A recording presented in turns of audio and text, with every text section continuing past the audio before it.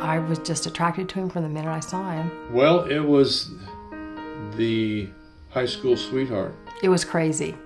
He was coaching 3 sports, teaching school full-time. I was working. We had 3 kids. And then by 2006, I had my first heart attack.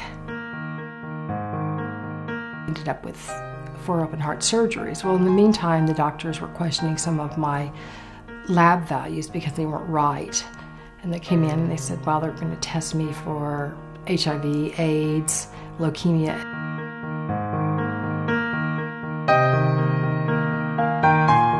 I could tell by her tone of voice that it was something serious. So she'd just been through all this, and she said, I have leukemia. It was kind of a surreal diagnosis in a way. Leukemia is cancer of the blood.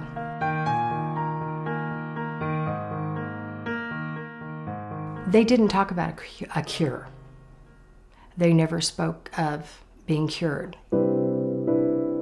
I think the biggest thing was that our first granddaughter was born, and I didn't think I was even gonna live to see her even go to school. It was scary. I didn't expect to live at all. There's no way out. It's just a matter of time. And that in itself is haunting. Come here, Clara.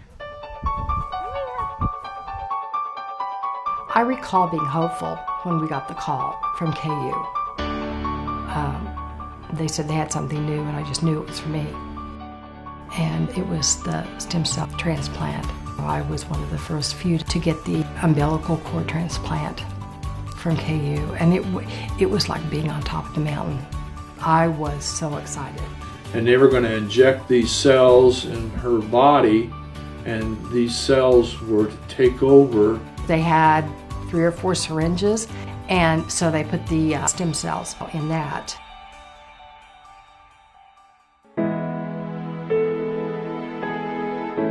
You have no immune system at all because they wipe it out. They wipe it out with chemo, they wipe it out with radiation. She had to have somebody with her after the transplant for at least 100 days. She ended up being there longer. I was so sick, and you stay sick for a while. You know, it just doesn't seem like you're ever going to get better. And so my role was to fix her meals, and then just kind of the emotional and spiritual support. You know, there were some very tough days, but if you know Mary Lou, she didn't complain. She was amazing. You know that God is listening and He will answer our prayers. You are an inspiration to me. But then you start getting better, and then you keep getting better and better and better.